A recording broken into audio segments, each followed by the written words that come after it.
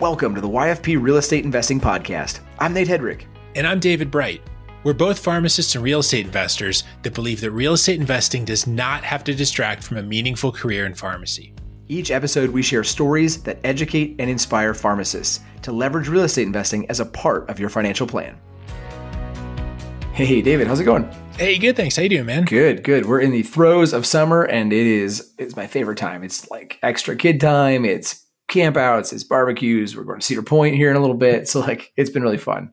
How about you guys? Yeah, no, that's fantastic. The warm weather is such a shift here in Michigan. And it hit early this year, which is really nice. So we really enjoy taking the kids to the pool after school and after work and just getting a pizza and just hanging out there for the evening. And so, yeah, we've been able to do that this year a lot earlier in the season than we have in the past, which is nice. On the family side, it's also nice on the real estate side because we have some exterior painting projects that need to get done, and nobody likes doing exterior painting in the snow. It's much nicer when it's a little warmer out. Yeah. How about the summer as your real estate agent side? How's that treating you? Yeah, it's been good, actually. We finally get some places under contract. I work with a lot of buyers, and it's been tough. The market's been tough, and I don't think it's necessarily opening up. I just think that we're getting a little luckier, or just a good time of year. But yeah, actually rolling pretty nicely. So that's been good. And you mentioned the weather cooperating, right? And just those little nuanced things that aren't always immediately obvious, right? Like you can't fix an exterior in the wintertime as easily, right?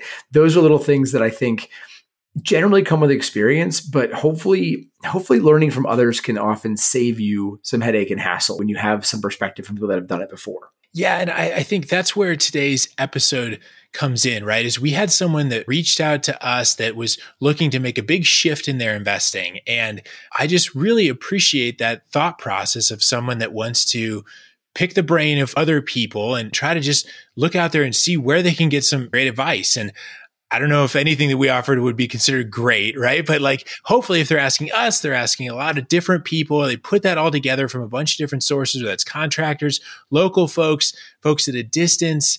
Hopefully by putting that all together, you can come up with some helpful advice to save some of that just headache and hassle that can happen. Yeah. So for today's episode, we got the chance to reconnect with MeRiah. We had talked to her previously back on episode 30. She had just caught the real estate bug at that time, was doing some short-term rental in her own property, basically house hacking a short-term rental, which was awesome. But she reached out to us and had some questions. And we thought, maybe we could do this as like a live breakdown, right? Like you said, maybe we don't have the best advice, but we can at least give it a whirl and, put people in the same headspace that maybe she's in to see what that's like and if we could help her out. Yeah. And what I felt was hopefully valuable out of this to others is not necessarily, are you thinking about investing in Chicago and dealing with a boiler? That's less of it, but more of what does that thought process look like? And when you're making a jump and you're investing from one gear to another, and like you mentioned, she was living in a house and renting the other rooms out. And now she's looking at buying a multifamily property, living in one unit, renting out other units, going from where she didn't have to do really substantial renovations previously to now doing a really substantial renovation for the first time. And what does that look like? And so again, there's so many things. Like Nate, you and I talk a bunch about all the mistakes we've made and all the thousands of dollars that we should have spent on other things and done better and not. I just really appreciate the kinds of questions that she was asking in that process. So again, even if you're not looking at a multi-unit in Chicago, how can we all learn from the types of questions that she's asking to try to save that heartache? Yeah, I agree. And you know what? If you guys like this format, if you like this style, one, let us know. We'd love to do more of what you guys want to hear. So let us know. Send us an email, go to our Facebook group, whatever. Or if you have a question yourself that, hey, you think this is actually a pretty good topic, let's dive into it, and you're interested in coming on the show, we'd love to have you. We'd love to hear from you. One of the best things we can do is talk to people that are sitting in the same shoes as a lot of our other audience, right? Newer investors, people who are ready to move from one tier to the next. Those are the kind of people that we love talking with. So don't hesitate to reach out. We'd love to have you guys on the show. So hopefully this is helpful to some of you out there, and hopefully you enjoy the interview as much as we did. And with that, we'll take you right to it. Hey, MeRiah, welcome back to the show. Hey, it's nice to be back with you too. Yeah, this has been awesome. We had you back way on episode 30, years ago at this point, which is really cool.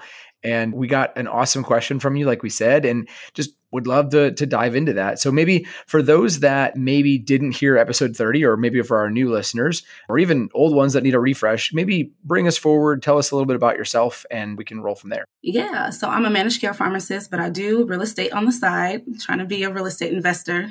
So I bought my first house back in 2021 in July, put it on Airbnb and got my first travel nurse and have been doing it ever since. It's been nonstop. I have not had my house to myself since October 2021. But right now, I think it's time that I move on. I don't want any more roommates. So looking to invest in a multifamily. Yeah, kind of like Nate mentioned, you reach out to us with a few questions as you kind of shift gears and you look for that next investment property. You mentioned some things have changed since 2021, and I'm sure one of those things is interest rates. I'm curious what else changed and how that's helping you to determine what makes sense or doesn't make sense as your next investment. Yeah, like it's like a whole new market right now. Like 2021 was completely different. Looking at today, the interest rates are higher, and so the affordability is lower. And also I'm looking to switch different markets too. So moving from Champaign to Chicago. And Chicago is a very different market, very different price point. And I think we're kind of still in that weird phase where the prices haven't really caught up with interest rates. So, the past couple of years, because the interest rates were so low, prices could creep up and it wouldn't deter a lot of buyers. The sellers right now, when they put it on the market, it's still at those high prices. But because the interest rates are so high, not the same amount of people can afford it. So really just trying to figure out what works best for me. Yeah, we're seeing that everywhere. Like everyone's running into the same problem, right? Where the elevated prices plus the elevated interest rate is making deal finding really difficult. I just had a client text me earlier today that was like, hey, should we start using the 1.5% rule now? Because I don't know how to make any of these houses work. So yeah, I hear you. To set the stage, you mentioned you're looking now at small multifamily properties. The advantage of which, right, if you're keeping it in that 2 to 4 unit type of property, it still allows for conventional or FHA mortgage. You can actually live in one of the units, which is what it sounds like you're choosing to do.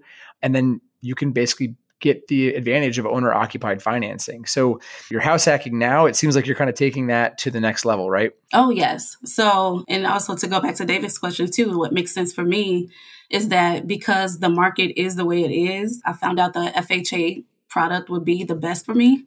And looking at the multifamilies would definitely help. And I'm realizing even in Chicago, like not every market cash flows very well. So with Chicago is more of an equity play than a cash flow play. And when I first went there, I had a whole game plan, but I've changed my strategy like 3 times. And we can talk about each one of those strategies because you learn to pivot in the market where you just make it work.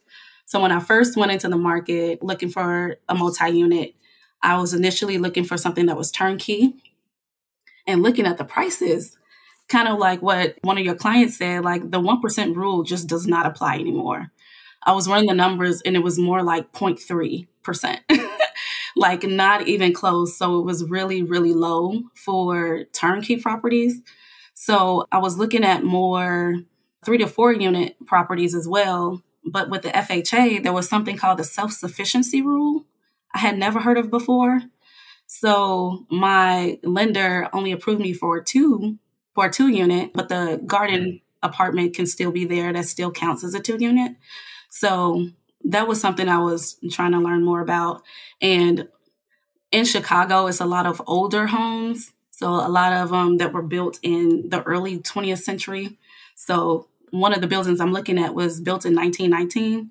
And for some reason, over a century, nobody thought to finish any of these basements. Like none of the basements are finished. So that's also an expense if I want to do that. And then, so because of the turnkey properties being so much, I kind of stumbled upon the 203K loan. I do not call myself a rehabber by any means. It was never a desire to do it. It's more of like what the market is calling for that makes sense for me. So just being able to rehab a property with that loan.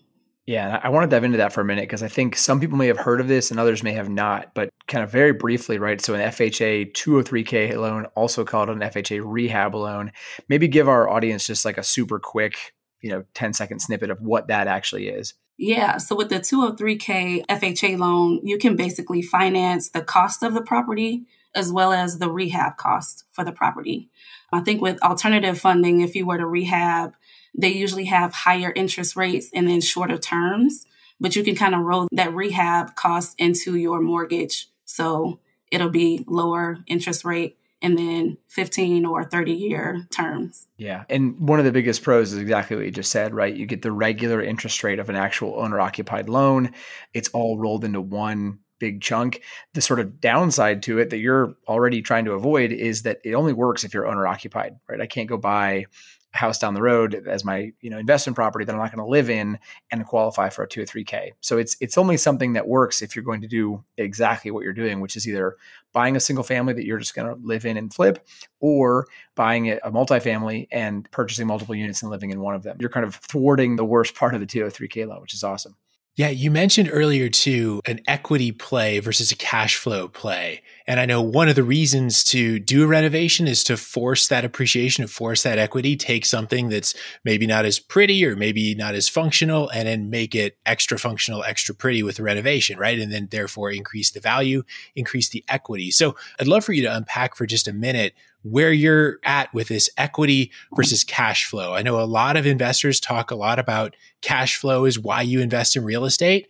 It doesn't get talked about as much about the equity side of things. So I'd love for you to share why you feel equity is a good fit for you. Yeah. So right now, my property that I have in Champaign, cash flows really well.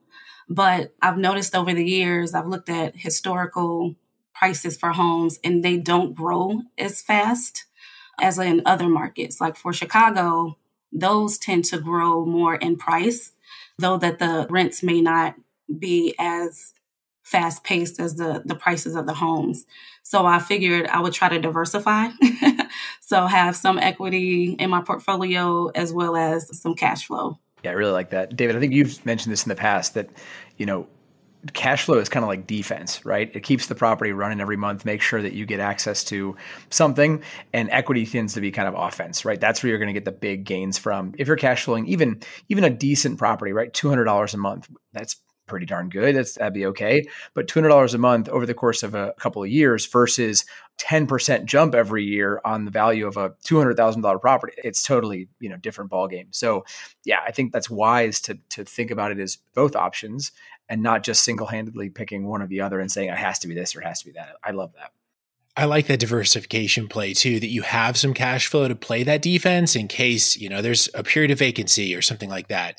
Presumably you've got an emergency fund to cover some of those things as well, so that hopefully at least the properties cover themselves. And then you wake up 10 years later, the building's worth substantially more than it's worth today. And you may choose to sell it. You may choose to keep it for another 10 or 20 years and just see how that goes. But hopefully that's a great way to generate wealth long term. And I think also with the 203K loan, what I really liked about it after looking at it for some time is that I get to control like what my top spend would be. So if I go in with a turnkey property, I think they range from, it was like $350 to $450 in Chicago. But if I buy something that's $200K and put $100 in, I get to control like what my end price would be. And then also I get to focus on the areas that I want to focus on. Like if I wanted to finish the basement, because I'm realizing a lot of them look really nice, but I feel like where they put the money don't necessarily give me equity. It gives me more control in that market. And also if I'm living in a unit, that's automatically cash flow I'm not getting. So when I go ahead and finish that basement, that 0.3% I said earlier is more towards 0.8%, which I really like, which is a lot better. Yeah. In addition to, you get to know that you did those renovations, so you have quality control over the renovations. The renovations were just done. It's not a turnkey property, but the roof is 12 years old, or it's not a turnkey property, but the furnace is 15 years old. Like those things could be brand new if that's what you choose to focus your money on. Which brings us to one of your first questions was about the heating and cooling side of things, right? Like you were talking about putting some substantial money into a boiler. Is that right? Yes. So again, this is my first rehab. So I know little to nothing, more closer to nothing. And so with Chicago, they're very, very old. And a lot of these older buildings have radiators as heaters. And so I walked into a lot of these properties. I saw them just sitting there. And I'm like, what do I do with this? Like, if I'm going to renovate, do I get rid of these or is it worth the hassle? Because I've lived in one of the buildings and it has radiators and they work great, but you don't have control of like turning them on and off, have that much freedom. So I'm just wondering like if it's worth the hassle of removing them. It's a really good question. We wanted to dive into that one first. And I think backing up for just a second, I love that you're asking questions about these areas that are less familiar, where it may be typical for that area, but asking questions of people outside that area, asking questions of people in that area just to figure out what's normal, what might work. So I know in my market, and Nate, it sounds like there's boilers in Cleveland too. Like that's not an uncommon thing, but in my market, they definitely exist. What I've been told, I reached out to, when we had our first property with the boiler, I reached out to a heating and cooling professional that had like advanced whatever in boilers. I don't understand all the certification and things. It felt like a BCPS in boilers, So I reached out to someone like that and asked them about it. And what they essentially told me was that depending on the boiler, sometimes they're even more bulletproof than forced air. And so his recommendation for that specific property where we had it is that it's working great. It's in fantastic shape. You may as well keep it. The downside is adding central air would be really difficult because the boiler just runs water all around, right? It doesn't run air all around. So it may not be ductwork everywhere. So it'd be really expensive to run central air. In my market in Michigan, central air isn't a really common thing anyway. Window air units are not uncommon and they can be added very inexpensively. So in order to do air conditioning, that was kind of the thing. We bought another property a few years back where someone had taken out a boiler, but some of the pipe remained. And so when we got in and when we did inspections for the purchase, we found some of the old boiler pipes that remained, and it was wrapped in a suspicious something. And I think anytime you see those suspicious something on like an inspection report, you always think like, oh, shoot, I wonder if that's asbestos, right? So we ended up contacting an asbestos remediation company and like did all the permits and all the things to make sure that it was removed properly. But there was an expense to removing some of the old boiler. It wasn't just like going in on a Saturday and taking it out and no big deal. So I think there's some considerations depending on how the boiler was installed and what products were used. It may be a little more expensive to remove and it may be a little more expensive to add the ductwork as well. Nate, I'm wondering if there was anything else that you've seen in your area or just how prevalent boilers are in your area as well. Yeah, I mean, here in Cleveland, they're very prevalent. We've got multiple houses with boilers, so that's pretty common. But I guess I'll answer your question like a pharmacist would by asking another question, right? We never just give an answer. Should I get rid of the boiler, right? Should we get rid of this and switch to something else? And I guess the first question would be, well, what is the reasoning behind that? Right. So like, what's the impetus that's driving you to do that first? When I first walked in, it was more like cosmetic because they take up space and they get really hot too. It could be a safety issue. I'm not sure. Like there are covers for them, but if you have young children in the house, it may be a little bit dangerous. And then the last thing was just like, is this convenient? Is it cost effective? Because I never had to work with them really. So I don't know like what costs are associated with it. Yeah, all great points. So yeah, I would say of those things, the thing that is probably like most concerning on the list or could be is probably the safety thing. If you don't have covers on them and kids touch them, they absolutely could get burned. The other potential issue is that unlike central air, as David, you mentioned, you literally just have water running through your house.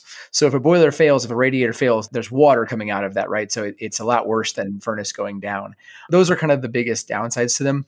The biggest upsides though, on the flip of that, is that it's actually a really nice, even heat. Anybody who's lived with boiler heat before is sitting here like, yes, it's awesome. Like you don't get the sort of like hot cold zones as much as you would get with forced air. It's not as dry. Like you don't need a humidifier because it's all heated water. So it can actually be really nice, even heat for a house, which is great. And then from an efficiency standpoint, they can be just as efficient as a forced air system. Sometimes less so, but if you've got a well-tuned, nice boiler, they can run great.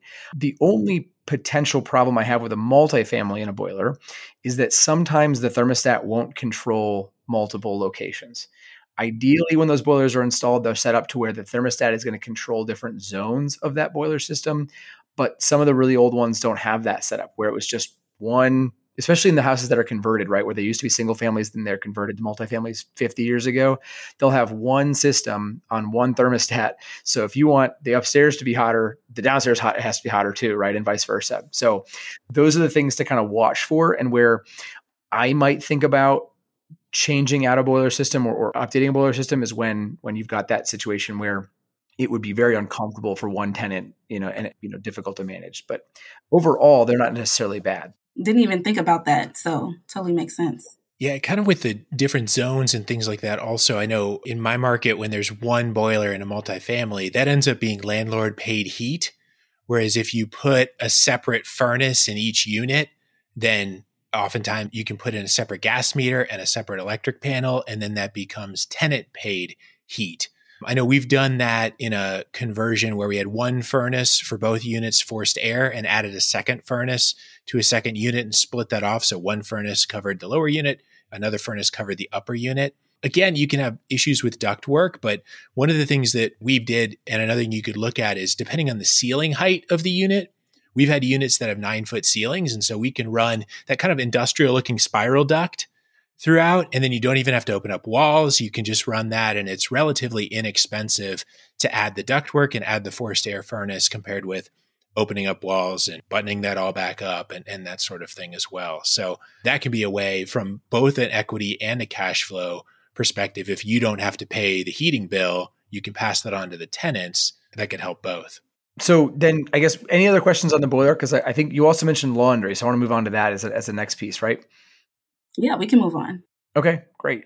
So this is something that David and I have talked a lot about. Our markets are very different, even though we're close, Cleveland versus Michigan. But in my market, it's often expected that you're going to have, at least in the areas that I invest, it's expected you're going to have a washer and dryer in the unit.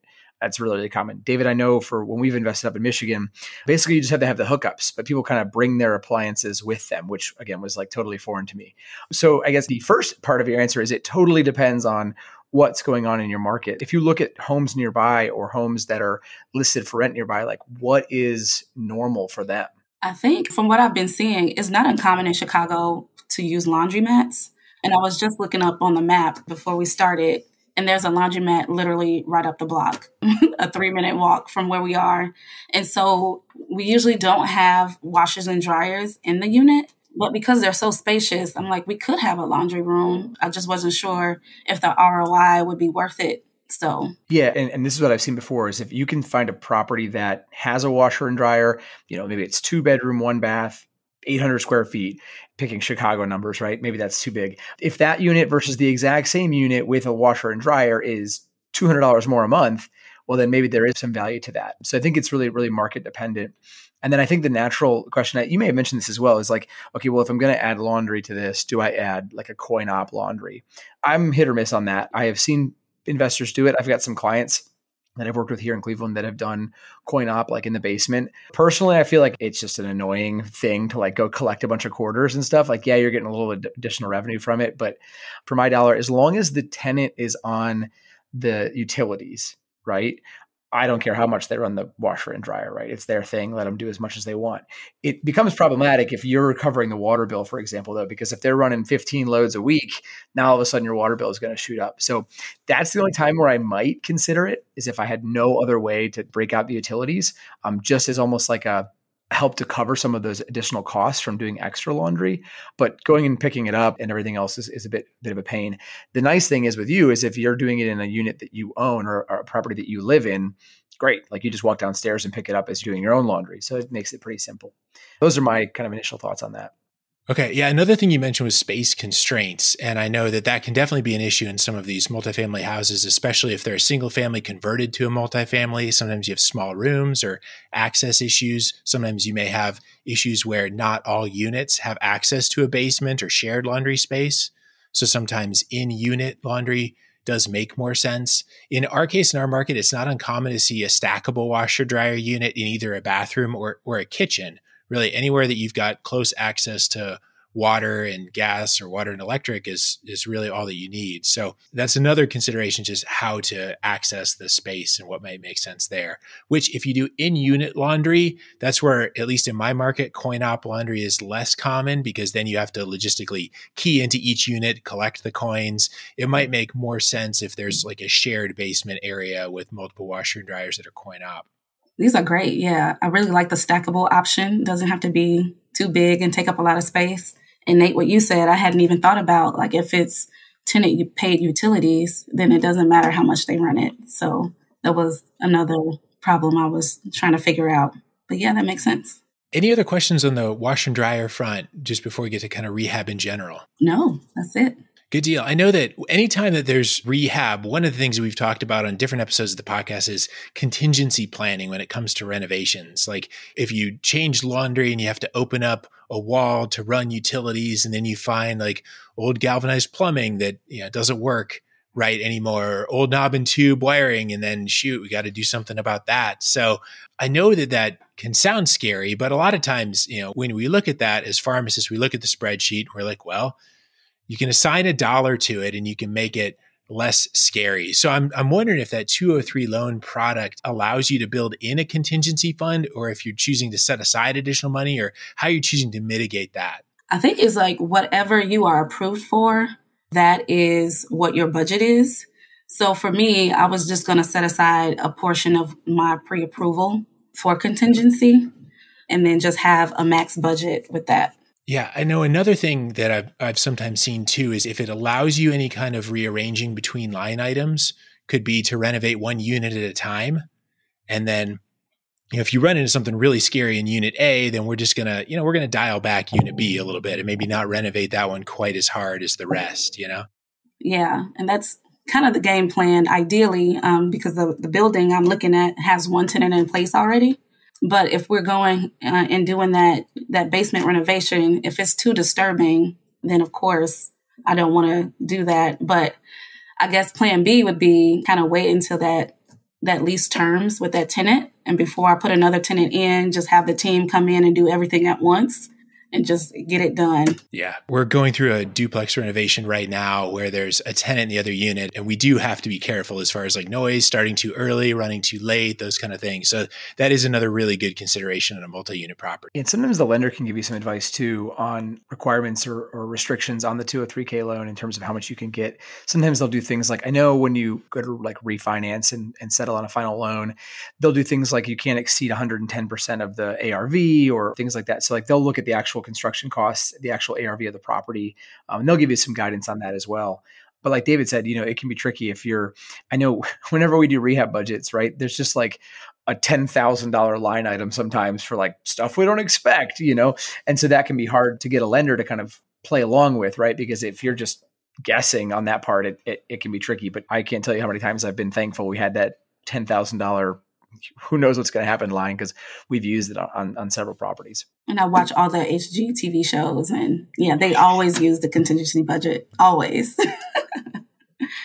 Yeah, even one of those contingency things that, since you mentioned HGTV, because they're really good at wrapping up a rehab in exactly 30 minutes, right? Like it always gets done. It always gets done on time. And one of the things we find is it takes more than 30 minutes. And sometimes, if there's multiple months where that unit is down, I look at my pro forma cash flow for the year and I'm expecting to collect 12 months of rent. But if I've got a unit down for 3 months during a really substantial rehab, that's 3 months less rent to think about too. So from that just cash flow planning standpoint, I would imagine the 203K loan does require you to start making mortgage payments right away, even if the units are going to be vacant. So setting aside some contingency there too, while you're planning to make those payments anyway. Yes. And that is a great point. Like you said, HGTV makes it look very easy, but planning that it could take longer. So what I've been doing for the past 6 or 8 months or so is that all of my Airbnb income, like I've been using as a contingency budget for my renovation. So super smart. And I know as someone who's not done as many rehabs as David, but has done some, I remember when I was first getting into bigger rehabs, the thing that I found was that timeline is like you said, just super difficult to get right.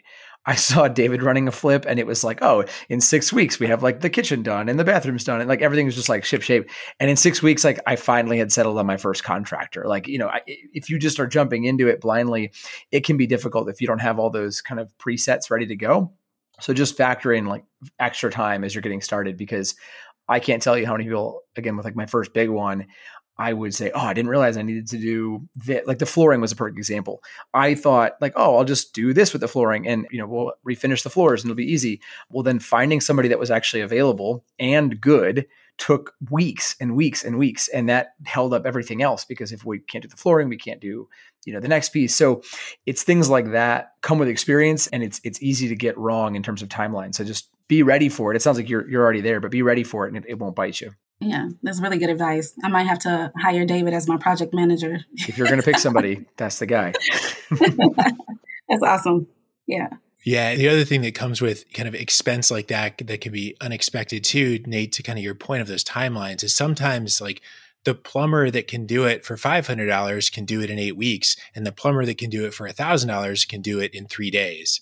And so sometimes you just have to pay more money to the more expensive contractor because they can get there faster if the plumbing is going to hold up everything else too. So even though you may be able to get really good quotes, they don't always pan out if you're prioritizing timeline over cost. And, so that could go either way, right? Depending if you have to make a several $1,000 mortgage payment and having that little bit more expensive plumber is the difference between getting someone in here this month or next. Sure. But yeah, those costs can definitely add up. And David, the option you forgot about, which is the one that I always fall victim to, is that I can do it for $250 and a couple of YouTube videos this evening. But then I get there and I actually can't. So I spend $250 wasting a bunch of time, and then I call the guy anyway. So yeah, don't be me on those. Yeah, I've wasted way too much time on YouTube with the first house, and I learned that this is not my forte. So I do not mind. I would rather get it done right the first time. But that's such a valuable lesson because, you watch these shows on TV and you think like, yeah, this can be rehabbed in 30 minutes. I can go in and YouTube and do it all myself and it's no big deal. And then you realize like, but you have a pharmacist job that you need to prioritize, and you have to do that. You have to do that well. And there are other people that can change doorknobs and change light switches and do all those things that look really easy. And I think I could teach myself on YouTube, but like, you know what? It's just better not to. Yeah, for sure. So hopefully that answers some of the questions that you had for us. I know that you sent over a few, and I think we covered them all, but anything else that you're worried about or concerned about or want to discuss on this new venture? No, I think you covered everything and more. So I'm really excited to just jump in with both feet and keep you guys posted. Yeah, please do. And if you want, please post things in the YFP REI Facebook group. That'd be a great place to like throw questions. We'd love to answer them there, and other people can see your journey as you go through stuff. So don't hesitate to reach out there, or again, email is great too. You know how to find us. So even in posting to the Facebook group, that's another thing I would encourage you to do too. Because, right now, I love your thought process. You're getting the opinion of people that aren't local, of people that are local. I'm sure you're reaching out to contractors as you start to bid out these projects to get their opinions too. But this feels like, particularly when you're jumping into a new area, I love that you're seeking that advice in advance before you've got the wall open and you're like, well, we just found this. Now what do I do? But like, this is what we're thinking about doing. What might I consider? And so, yeah, again, I just want to emphasize that for folks listening that are thinking about starting in a rehab project. I just love the way that you're approaching this, that you're asking great advice, asking for advice. That's what you need to keep doing as you keep going through this process. So Facebook group, local meetups, whatever that looks like, please continue to do that. Absolutely. Thank you. Awesome. Thanks for joining us, Mariah. I really appreciate it. Yeah, thanks for your help. I appreciate it. Yeah, thanks so much. Thanks for listening to the YFP Real Estate Investing Podcast. If you like what you heard in today's show, please leave us a review and subscribe to the show so you never miss an episode. If you have a question, know someone that would make a good guest, or want to connect with us, head on over to yfprealestate.com and join the growing YFP Real Estate Investing Facebook group. As we conclude this week's episode of the YFP Real Estate Investing Podcast, an important reminder that the content of this podcast is provided to you for informational purposes only and is not intended to provide and should not be relied on for investment or any other advice. Information in this podcast and corresponding materials should not be construed as a solicitation or offer to buy or sell any investment or related financial products. We urge listeners to consult with their financial advisor with respect to any investment. Furthermore, the information contained in our archive newsletters, blog posts, and podcasts is not updated and therefore may not be accurate at the time you listen to it. Opinions and analyses expressed herein are solely those of your financial pharmacist unless otherwise noted and constitute judgments as of the dates published. Such information may contain forward-looking statements which are not intended to be guarantees of future events. Actual results could differ materially from those anticipated in the forward-looking statements. For more information, please visit yourfinancialpharmacist.com/disclaimer. Thank you for your support of the YFP Real Estate Investing Podcast. Have a great rest of your week.